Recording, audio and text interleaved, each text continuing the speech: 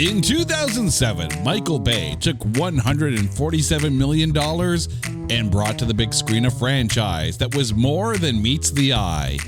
Also in 2007, The Asylum took 0.2% of that budget and tried to do the same thing. To quote Sesame Street, one of these things is not like the other. Strap in as we kick off Mocktober and try to see if Transmorphers is not that bad.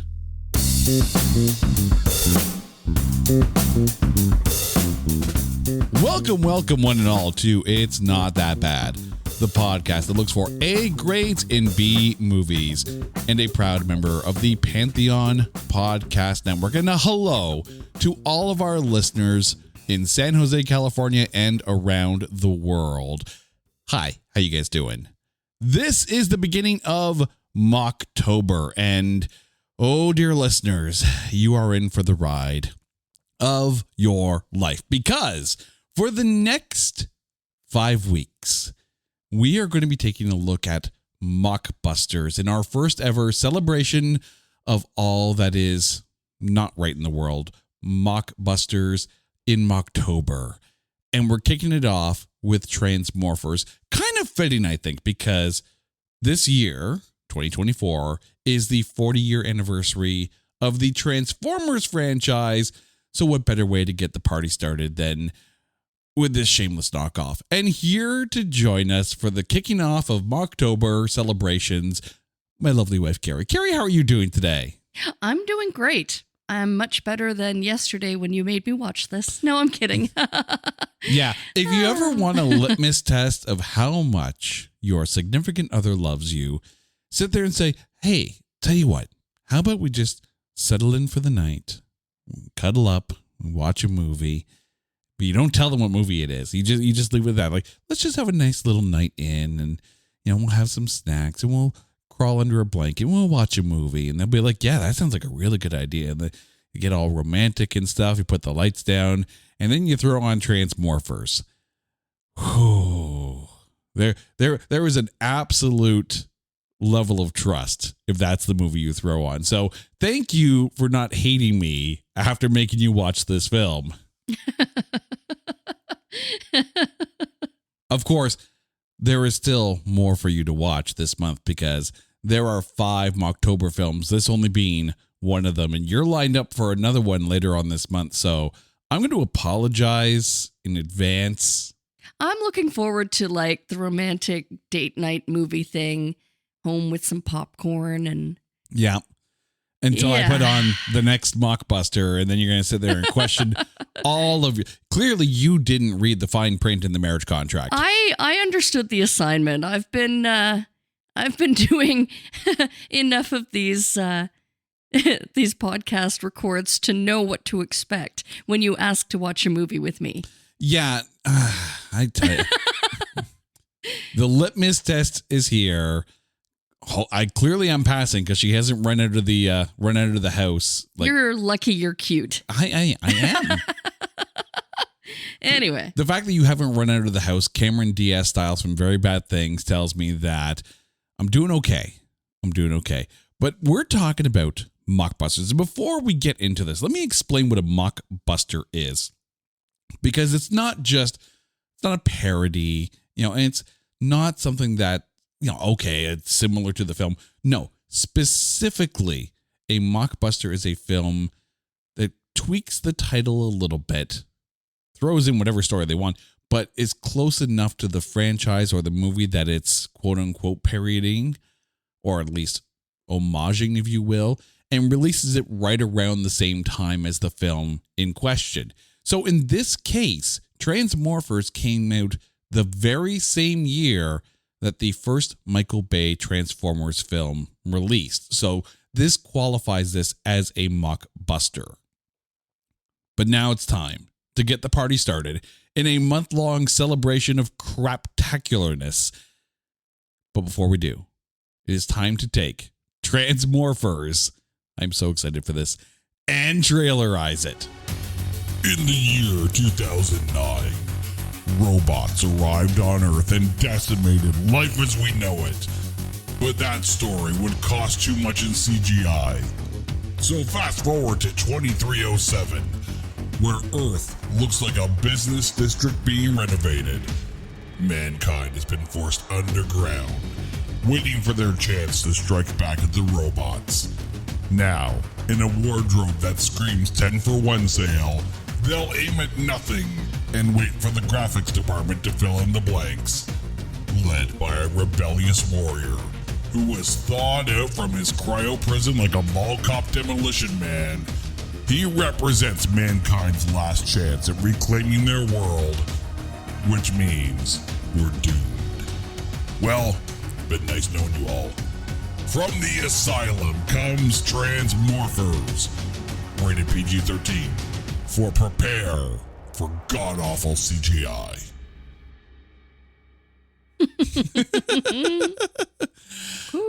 Before we get started, and I'm not saying we're covering these films in Mocktober, but at least not this Mocktober, there are 2 other Transmorphers films.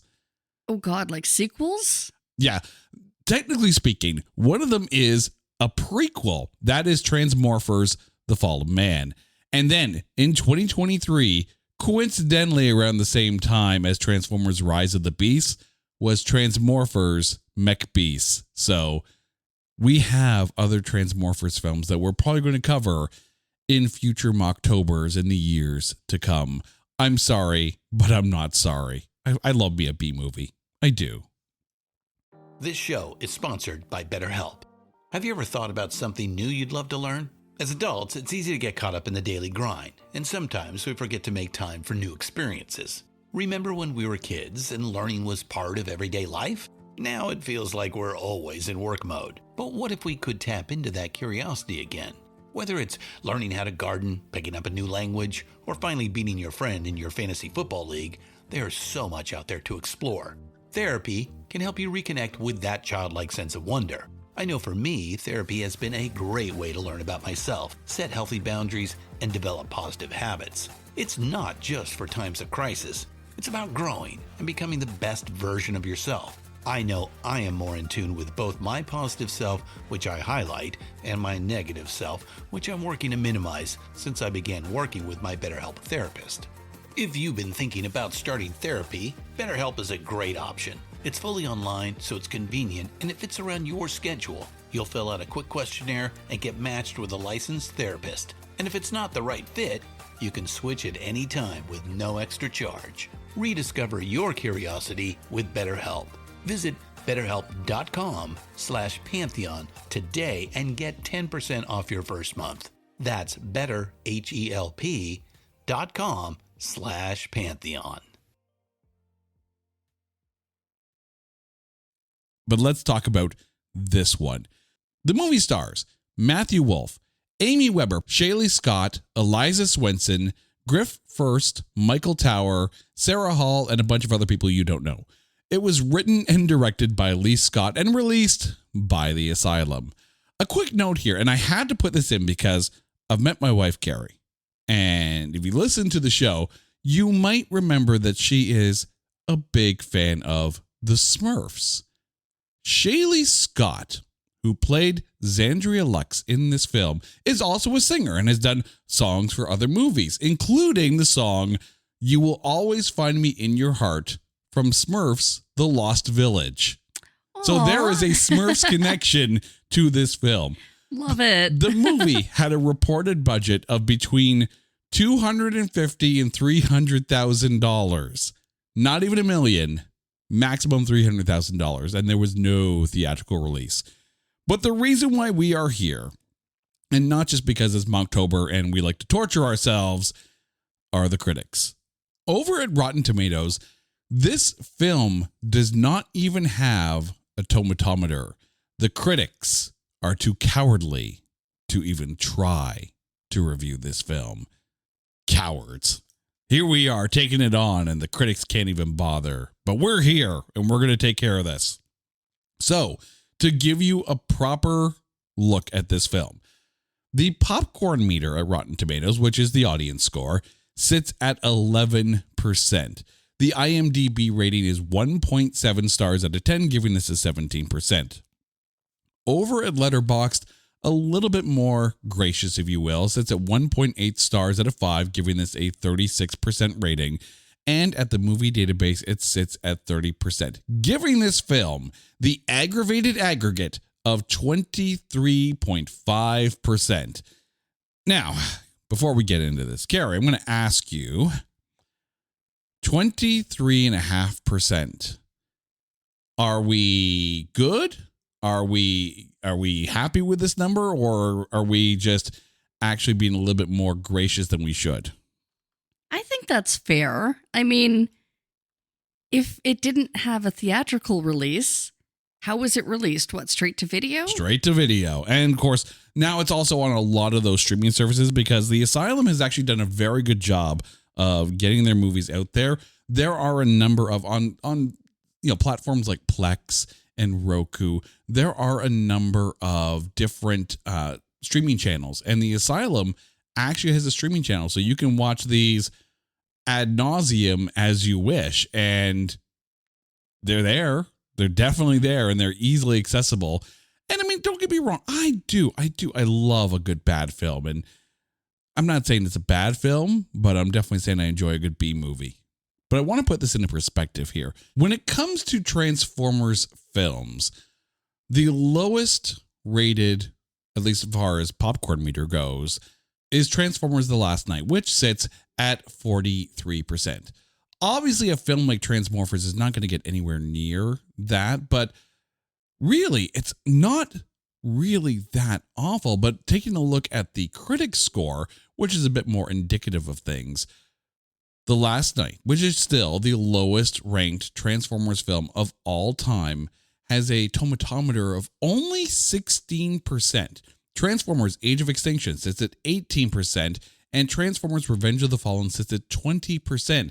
So it's not like Transformers films are this great bastion of critic love. So Transmorphers, and we'll get to what's actually in the film a little bit later, but Transmorphers, maybe not so much out of its league, at least from a reception score. But now it's time to get into this film and see if we can take this mockbuster and try to find good things to say about it. And we're going to start with Matthew Wolff, who plays Warren Mitchell, the defrosted one that is resurrected, I guess, to save the day. Your thoughts? I have many questions about this character, and I'm not sure how much I'm allowed to say because I don't want to drop spoilers, but okay, I'm just going to put it out there. So how exactly was it that he was frozen and then like considered to be human? Okay, so yeah. Okay, so here's the thing. First of all, this film was released in 2007, and it's Transmorphers. So if we spoil it, consider it a community service at this point. We'll save you the hour and something of your life. So 5 years prior to where we come into this film, Warren was basically arrested and, for lack of a better term, court-martialed for going against leadership and trying to take the fight to the robots. Warren also has the distinction of being the only person found alive topside, as far as because at this point humanity is driven underground because it's the only place they're safe from the robots. So in defying high command, they basically sent him to a, for lack of a better term, a cryo prison. They put him on ice to get him out of the way. It's not a death sentence, but it may as well be. So now you have the situation where the robots are now breaching this, perimeter that they have set up, and they feel like this is the moment that they need to fight or it's over. They're like, well, the only person who could save us is, Jack Popsicle over there. We're going to have to, thaw him out and get him to save the day. I get very Demolition Man-esque in that aspect of it, but, and I fully recognize, and I'm not trying to diss anything here as far as Lee Scott's script, but the script doesn't do anyone any favors in this film whatsoever. There were moments, dear listeners, when some of the script, when some of the scenes were playing out with the script, I'm like, these are the kind of lines where I'm pretty sure a porno is going to break out. They're that kind of quality dialogue lines. But Matthew Wolff actually does an okay job with the lines that he's given and the direction that he's given. As far as his acting presentation, his performance was great. I do have a question though about the bombshell of information that they drop around the end of the movie, and it turns out that he is the only human person, quote unquote, that could potentially go unnoticed by these robots in battle. Okay, and we're going to have to say what this is, because at this point right now, it feels like you're creating word salad and putting some sauce on it, and that's not a good thing.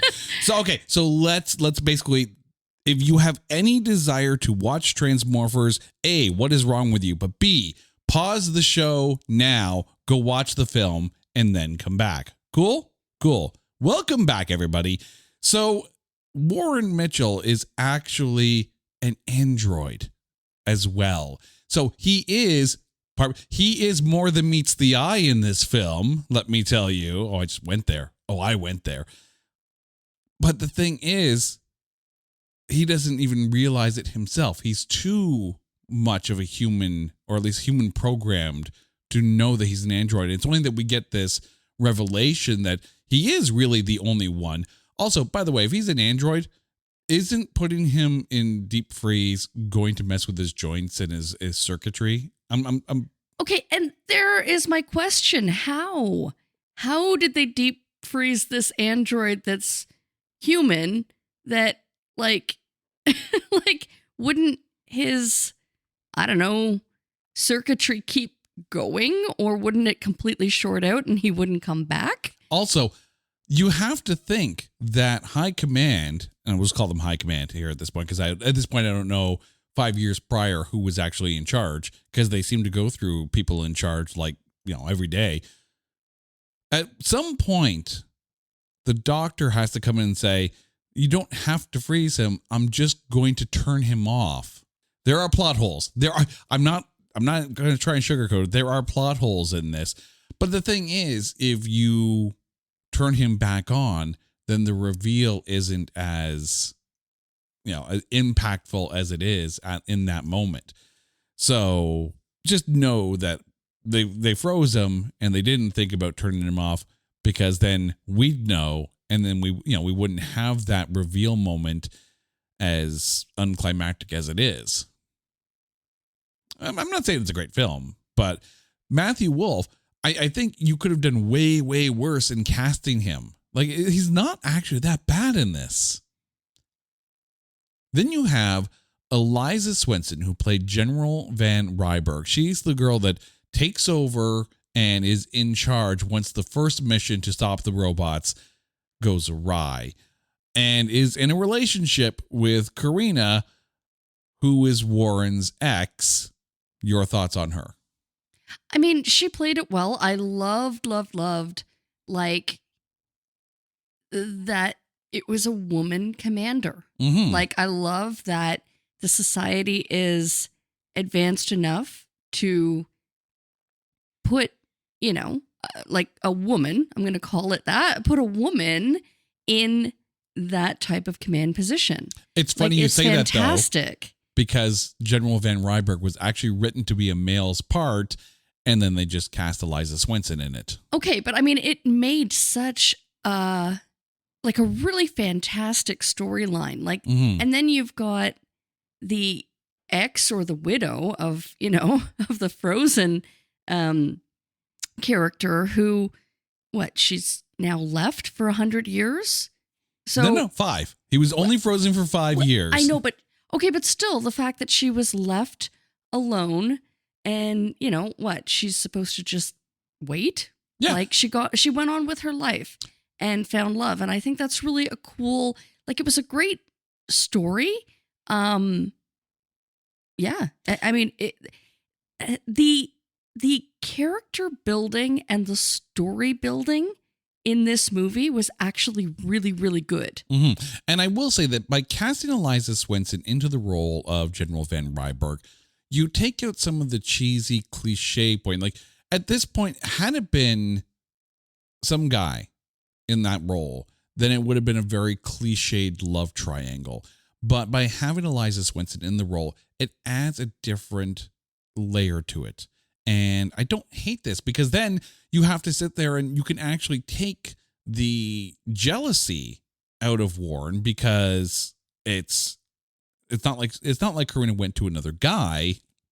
She went to General Van Rieberg, and like he's like, oh, okay, well, I can't argue that, but he can still love Karina, but he's not going to try to break them apart. I love one of the last scenes where they both went head to head because they both wanted to go back for her, but just that mutual powerful respect, respecting each other's position and respecting each other's emotional attachment over their designation. Yeah. Right? It was just like, I think story-wise, this was actually a really good movie. I mean, I'd have to point out that Eliza Swenson felt like she was trying to stare through everybody in most scenes, like blink, Eliza, blink. But I think she played it well to the fact that you do not question why General Van Rieberg is in charge. She is like pedal to the metal, guaranteed to commit to the plan and to do it in a way that it's going to get done. She is in charge. There's no question that she's in charge. There's zero question that she is the authority taking on this. And for that, Eliza Swenson adds a lot to it. And then you have Karina, as played by Amy Weber. So the downside to this is that where you have a lot of good character development for Warren and you have a lot of good character development for General Van Rieberg, not so much with Karina, though. You think so? I think her character was well enough developed. I mean, you didn't need any more, right? It told the story. I think the problem here is that Karina's whole raison d'etre in this film is to almost act as a character development point for both Warren and Van Rieberg. And yes, she defies orders and goes to work with Warren in this plan, and then she gets herself captured. But then it becomes a very damsel-y thing. And I'm not... Let's call this what this is.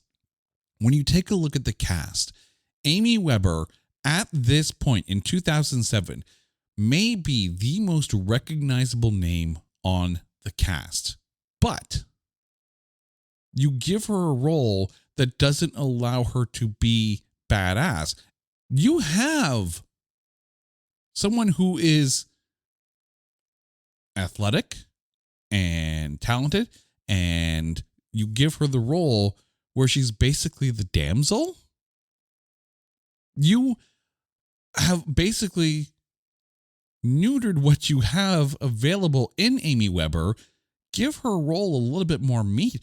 In all honesty, there are other roles that I could have seen her in and not as Karina. I'm absolutely going to disagree with you.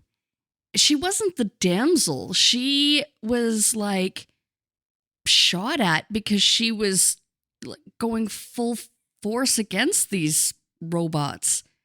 Okay. Maybe damsel's not the right word. Well, I would have liked to have seen her jump on the robot's shoulder and rip its head off of its body. That would have cost too much in CGI. But, I mean, as far as being the shrinking violet, no, she was definitely, I mean, no one in this film is the shrinking violet. No, but she was there to fight. Actually, there's one person who might be a shrinking violet in this, and it's a massive missed opportunity, but I'm going to get to that in a little bit later. But I just, maybe it's just me, but when you have a recognizable name like Amy Weber put her up front and give her one of those lead roles. Had you swap the roles between Eliza Swenson and Amy Weber as far as Van Rieberg and Karina, then Amy Weber gets more screen time, justifying putting her in the movie. Again, maybe it's just me. Maybe I'm just way overthinking this because, we have a podcast and we way overthink movies, and that's what we do here. Shaylee Scott as Zandria Lux. Your thoughts? You know what? As far as a powerful female lead character, she had it and a bag of chips. Like she was kick-ass. She was, I think, my favorite of all of the female characters because she was ride or die. Like she definitely knew the assignment and she was she was up to the task. Like, and she wasn't going to let any additional drama or stand in her way. Like, again, she was powerful. She was authoritative, but she was also, I think, like the best team player that they had on the team. Like, honestly, I thought she was great. Yeah. Clearly showing as much authority, at least for lack of a better term, she's middle management when it comes to the command structure. But Zandria shows as much leadership as Van Rieberg does. And when they're in the ships and they're piloting and there's just something about what Shaylee Scott brought to this film that when she's on the screen, you're like, you know what, this isn't a bad film. Is it still a B movie? Yes, it is. There's no question about that. But Shaylee Scott, and as I mentioned earlier, the idea of putting Amy Weber in the role of Zandria, the downside to that is that then you would lose the performance of Shaylee Scott. Like, I don't know if I'd put Shaylee Scott in the role of Karina. Shaylee Scott is too badass to just be in the not kicking all the ass role. Zandria kind of feels like she's stealing the show in this one. Absolutely. I think she would have been a better captain than, what was her designation? It was it definitely wasn't captain, but that scene where she stands up to the captain. Yeah, and that's the thing. Like, she is, when she's on the screen, she's absolutely in command of every scene that she's in. And that is, They got a stellar performance out of Shaylee Scott with this film. I'm really, it's going to be hard not to pick her as the MVP. We'll get to our MVPs a little bit later, but Shaylee Scott literally made this film that much more enjoyable because there's something about taking a B movie and having elements that turns it into a cult classic. There are good things that turn it into a cult classic, and there are bad things that turn it into a cult classic. And in this case, Shaylee Scott is actually one of those good things where you sit there and go, yeah, this film had a $300,000, less than $1 million budget. And it is straight to DVD and it is straight to streaming. And it's made by the Asylum, the people who brought you Sharknado. And yet, Shaylee Scott, and by the way, this is one of 5 films she was in released in 2007. And though that was the only year she has roles in films. It's all in 2007, but she's also focusing on her music career, so that's cool. But when you have someone like this that brings it every scene, you can sit there and look at Transmorphers and go, for any of its faults, there is some good in this film, and it starts with Shaylee Scott. Then you have Griff First, who played Itchy. This was Mitchell's friend who gets defrosted as well, and helps Warren put together the plan to stop the robots. Your thoughts on Itchy? I loved the juxtaposition between Warren and Itchy. Like, it was literally like you've got kind of almost a goofy, comedic, I don't know, like he was the comedy. He was the jokester. Mm-hmm. And Warren was like super serious. But I think the two of them found a good balance. That's the thing. And kind of as mentioned with Karina's beforehand, sometimes you have to have a character that with their presence and with their demeanor, not only do they bring something to the cast, but they also bring a defining point to other characters. And I think Itchy kind of balances the no-nonsenseness of Warren in this, in that the fact that those two characters are friends, and the fact that Itchy was the one that he said he needed de-thawed so they could actually pull off what they want to pull off. Like, this is the guy he needs in order to be able to succeed. And yet Itchy is funny and a little bit more lighthearted. And when he's on the screen, he actually has some of the better lines in this film. A bit of a womanizer, hitting on every female officer on the ship. I didn't say he was a smart character. But the thing is that Itchy helps counteract and define Warren. Because if Warren can be friends with a guy like Itchy, then maybe Warren's not so bad and not so evil and not the outlaw that he's made out to be, because he was, they were both frozen for 5 years. Itchy brings a little bit of levity to the situation. And a film like this needs it, but it's not like he's saying bad jokes. His one-liners they're not off the cuff, but they're definitely a little bit more sly, if you will. They're a little bit more tamed down. It's not like he's like saying everything with a wink and a nod and a smile, like my bad jokes. No, he was subtle. And again, I think it was just that nice balance that he needed to be lighthearted. Yeah. Oh, absolutely. Because otherwise it would be super serious. Yeah. This is a character that is written to lighten the mood and for a little bit of comedy, but not too much. Every good action film has someone who is Captain Quips. I mean, hell, the MCU has turned this into an art form. And of course, this film came out before the MCU, so clearly all the Captain Quips in the Avengers is based on Itchy. That I'm just saying right now. Transmorphers set the trend.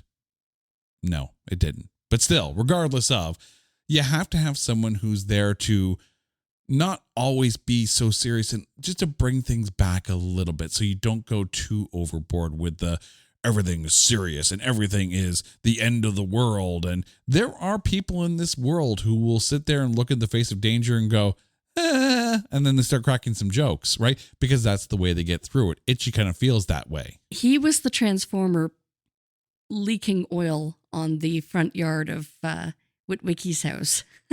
Oh, you went there. I did. Oh, he is, in this case, Bumblebee, leaking oil all over John Turturro. Woo.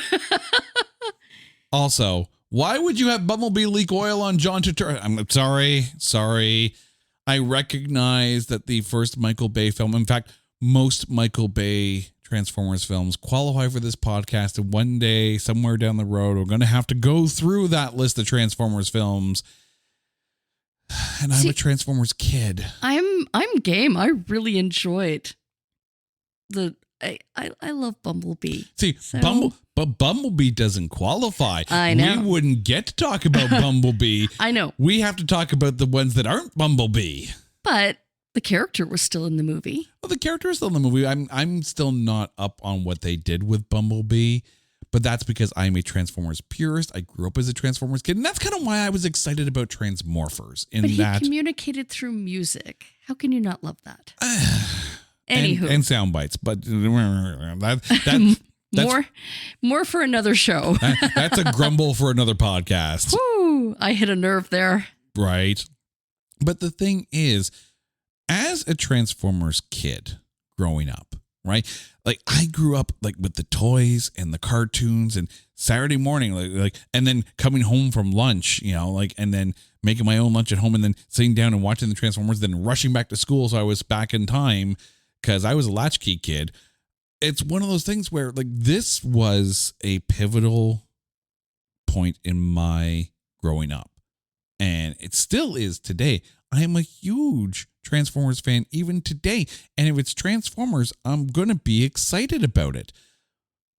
So when the idea to do Transmorphers came, I recognize that it's a mockbuster. I recognize that it's not Transformers, but I was still excited to watch this film and kind of see what they did with it. I have thoughts on that, but we still have a few actors to talk about. If Itchy is the comedic relief, then what the hell is Michael Tower, who played Dr. Vojislav Aleksavich? Oh my God. Doc Obvious. He must know somebody to have landed his role, because his delivery was Yeah, I don't know what he was going for through with this performance. And I mean, the thing is, and I can say this because at this point, Pacific Rim had not been released, and the scientists in that film were also kind of bumbling and stuttering, but it kind of worked with Pacific Rim.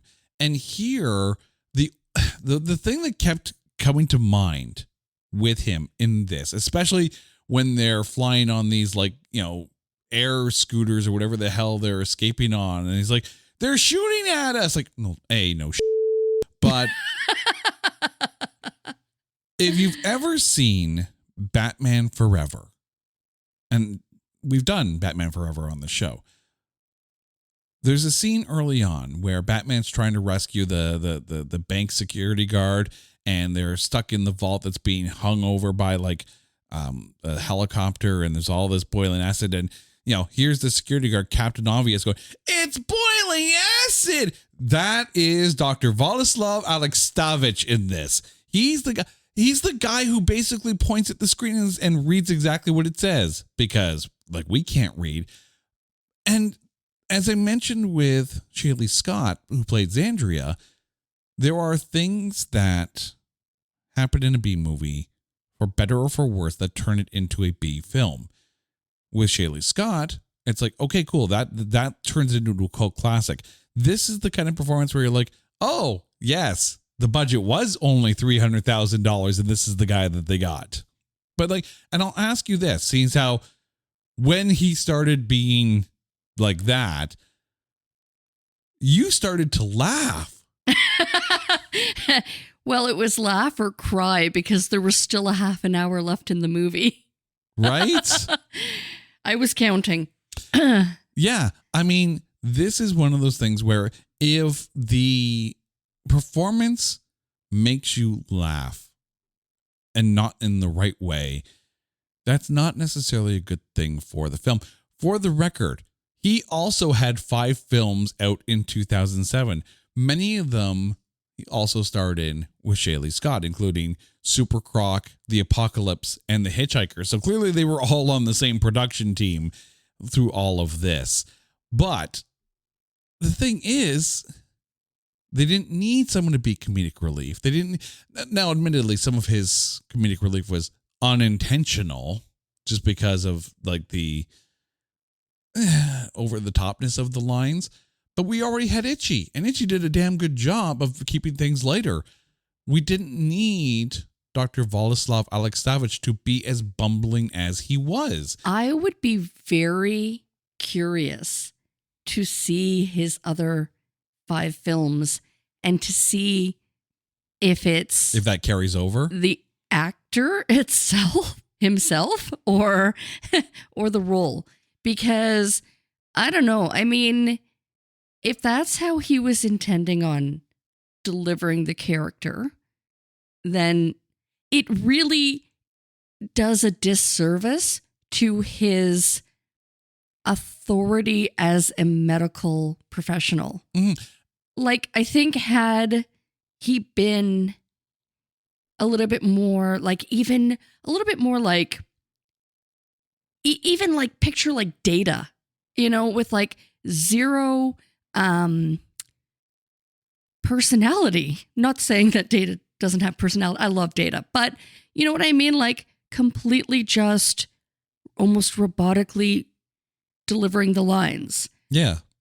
You know, like, I don't know. The other thing too is that there is an extraordinary amount of duplication of purpose in this film. And I say that with the Doctor in mind, because early on with the first mission, when they're given the orders to Blackthorn and his group, in comes in Elisa Dowling, who played Dr. Tadish. And she's, in a very quiet voice, telling them what they need to do and what they need to know in order to work the EMAGs. Dr. Tadish is also a doctor. You don't need a second doctor. Why can't it be the same doctor who also built the androids? Did you need a second doctor? No, you did not. And I think had you put Dr. Tadish in that role as the person behind all the science stuff, you minimize the cast. B, because there's a lot of people in this film. Maybe there's, you'll agree with me on this one. There's a lot of people in this film who are there for a hot second and then they're gone. And it's like, why should I even care about you at this point?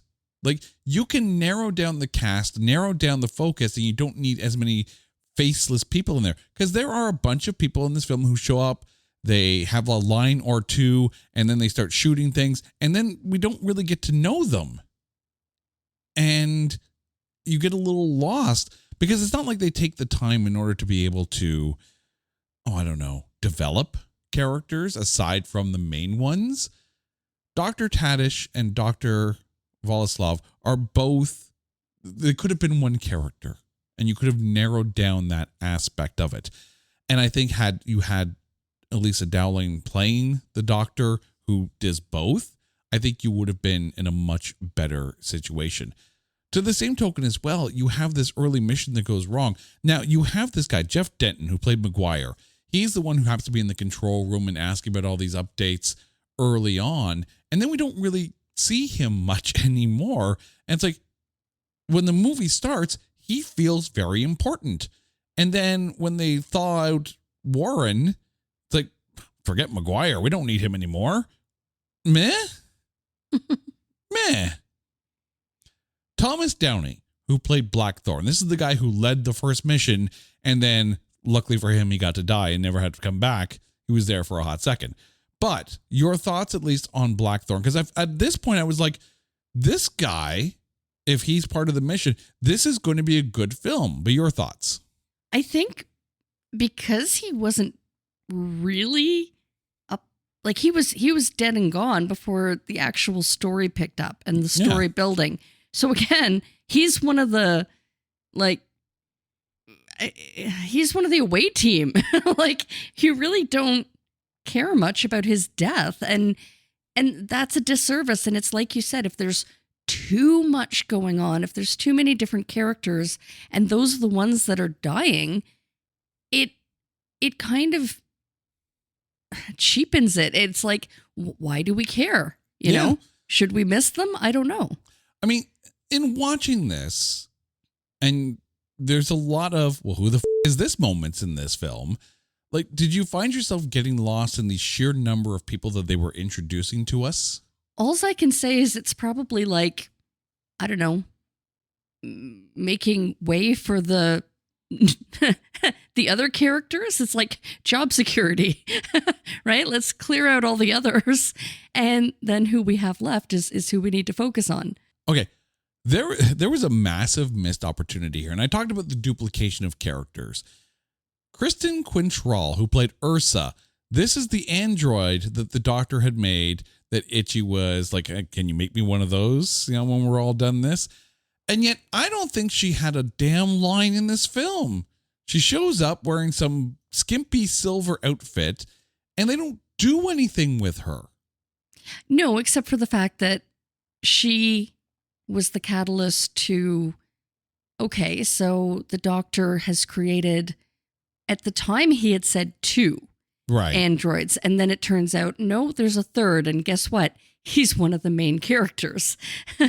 Which, as soon as that was unveiled, it's like, well, that's a huge plot hole, because how was he frozen, and how was he offering his ex-wife a drink when the android couldn't drink when they went out to tie one on? So, so like, okay, how exactly does that work now? I mean, here's the thing. If you're going to introduce someone as an android and you're going to put them in an outfit that has them stand out from everyone else who is like from the Mark's Work Warehouse, winter catalog, I was expecting something like, and if you remember when we did the Jason X episode, KM, who was played by Lisa Ryder, she was the android in that film, but she was badass in that film and a pivotal plot. Jason X, and I can't believe I'm saying this, Jason X should have been the template for what you do with the cast in a film like this. Narrow it down, give enough backstory and enough different personalities to fill out the cast. So when they're on screen, we know who the hell they are and why they're there. KM played a very important role in a film. And by the way, that film came out in 2001. So they could have watched that film and said, oh yeah, we're going to put an android in here and we're going to put them in a skimpy outfit and we're going to put them on screen. And then we're going to do nothing with, no, you have Kristen Quintrall and she's on screen. She feels like a character who was thrown in at the last minute. And they're like, well, who do we have on set that can fill this role?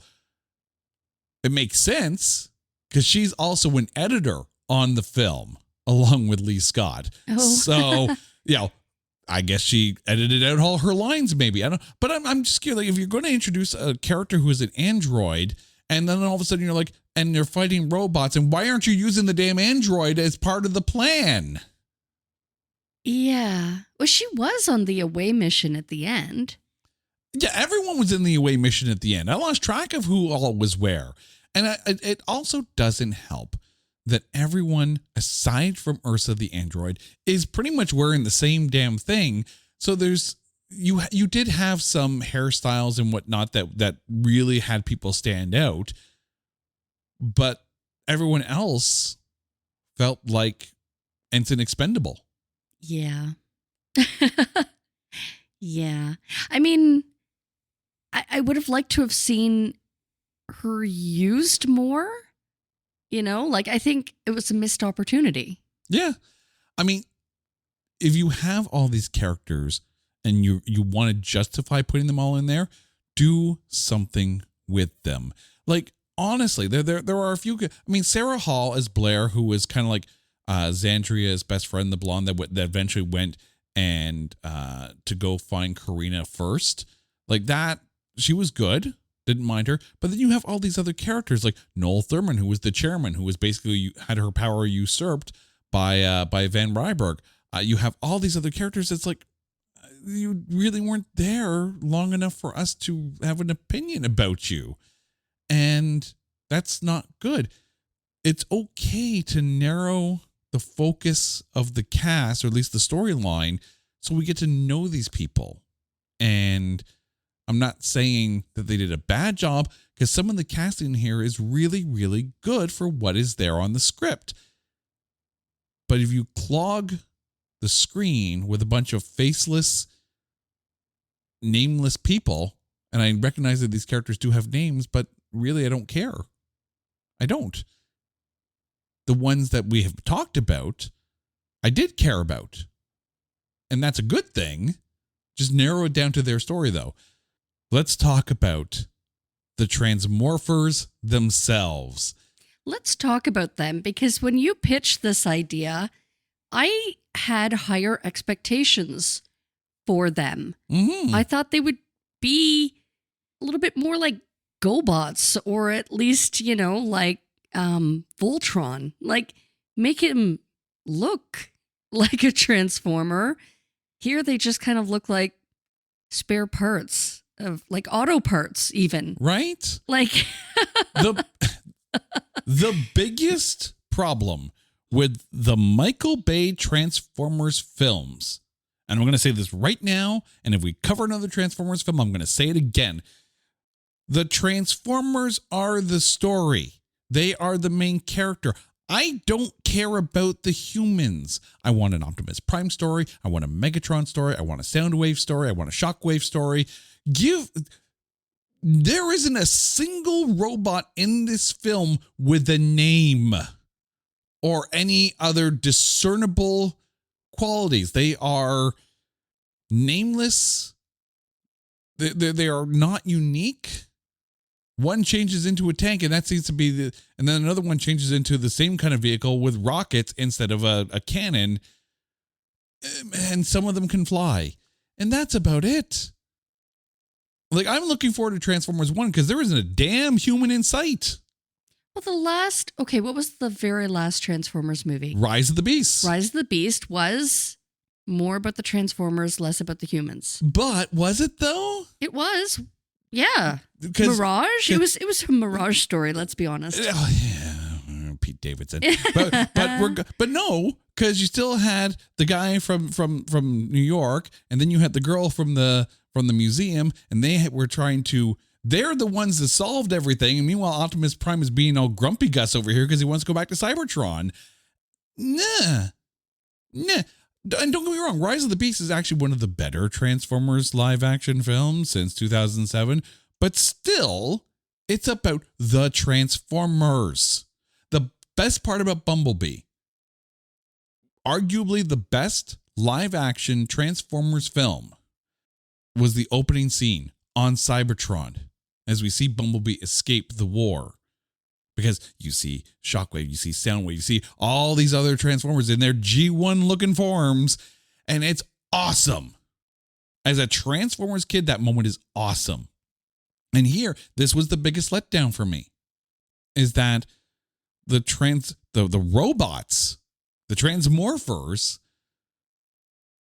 it was just a faceless horde. And it's not about them. It was literally a bunch of people in a room that looked like the entrance room to a laser tag, and them bickering and making a plan. And then they go outside and they shoot in the air at things that aren't there. And the CGI, like, I've seen better CGI back in 1987 when you had Captain Power and the Soldiers of the Future. Now, I don't know if that was in the States. It was up here in Canada. It has better CGI than this film. And better robots. Like, think about Battlestar Galactica. You got the Cylons. Cylons are awesome, right? And it's not like that's a big, expensive suit to build, right? Even the GoBots. It's about the robots. It's not about the humans. GoBots and the Rock Lords might be a better film than this. And that's saying something. The key thing about making an action film is having a villain with depth. And the Transmorphers don't really have depth. Take the CGI aside, because I recognize that on the budget that they're on, it's not going to look great. I accept that and I appreciate that. And some of it's a little quirky in its usage, but whatever, right? And I also recognize that they were not just heading up the Transformers idea, but there was a little bit of Terminator in there as well. Like the future post Judgment Day kind of Terminator. And I get that. But give me a villain that has a name. Give me a target. Give me some kind of threat. Not just a nameless, faceless enemy. Because otherwise, the peril's not there. If you don't care enough to show me the enemy, why should I care when you actually defeat the enemy? And the whole storming the tower, and the tower is changing, and I'm just like, oh, they're going to have like some big like Metroplex kind of robot kind of thing. And there's no name, and there's seemingly no big upping of the stakes. Like, this is supposed to be the big final boss, and the final boss felt like a letdown. I agree with that completely, but you know what I couldn't get over was the constant, like, cut to the tracking.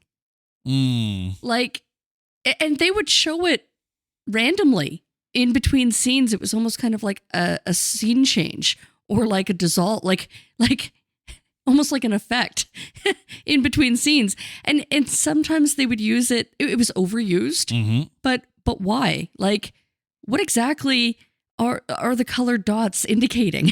I mean, aside from who's the robots and who's the humans, or are they both robots? I don't know, because they had like the red and the green, and then there were yellow dots. Like, it was never explained, like, what exactly are they tracking? I get that the robots had trackers. Like, yeah, they were trackers. They've got perimeter sensors, and I understand that they're these little random, like, Corel Draw blips that you've got on this screen.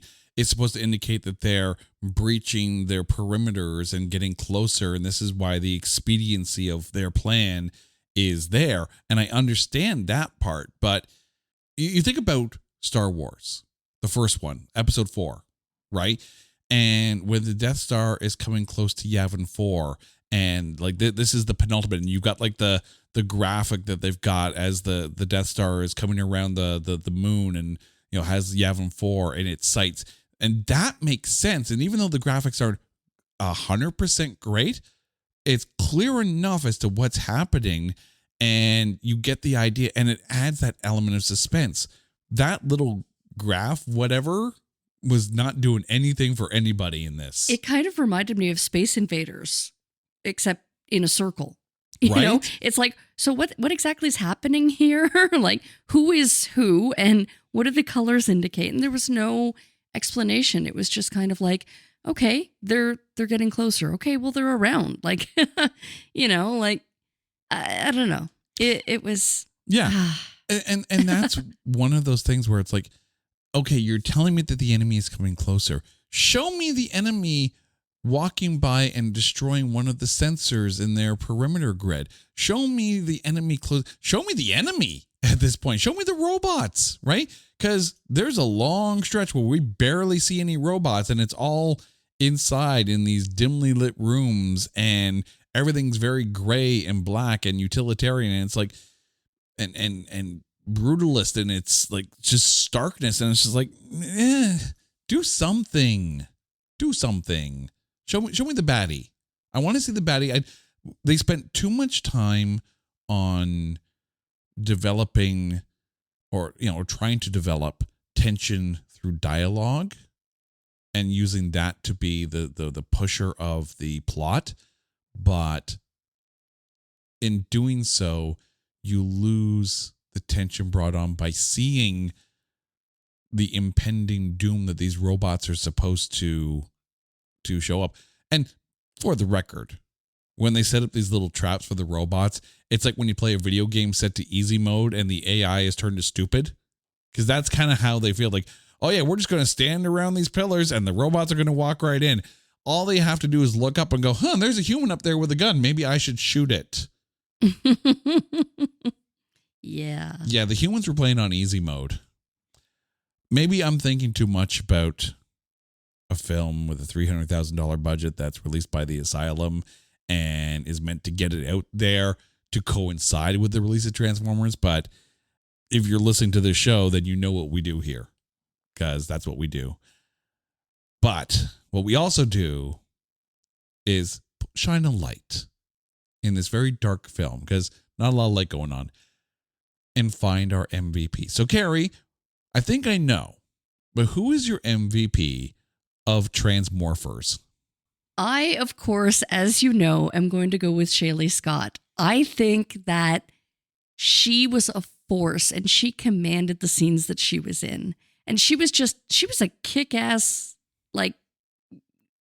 character. So, yeah, definitely going with her. I will admit that I had Griff first, who played Itchy, on my short list because he was fun. He brought some life to the scenes that he was in. But when you're right. Shaylee Scott is an absolute star in this film. As Zandria Lux, she brought so much to the screen. She gave this film way more than it deserved. And I'm telling you right now, Shaylee Scott, if you're listening to this podcast, get back to acting, because you did a damn good job, or just keep singing. Either way, it still works. But yeah, Shaylee Scott, absolute star of this film. Carrie, thank you so much. And I am so sorry for the next film you're going to be doing in our Mocktober month. Because, yeah. No, you're not. I'm not. I'm sorry, not sorry. That's basically what it boils down to. Pretty much. Right. All right, dear listeners, you guys know the drill. If there is a movie out there that you think is unfairly maligned or is just so bad that there's no way in the future that we can find anything good to say about it, hit us up on social media at Not That Badcast, or go to our website at notthatbadcast.com. And while you're there, check out all the other shows that we have for you, including Keep Watch Pass, There Can Only Be One, Spin, Shuffle, Skip, and Grading on a Curve. Until next time, she's Carrie, I'm Jay. You guys are awesome.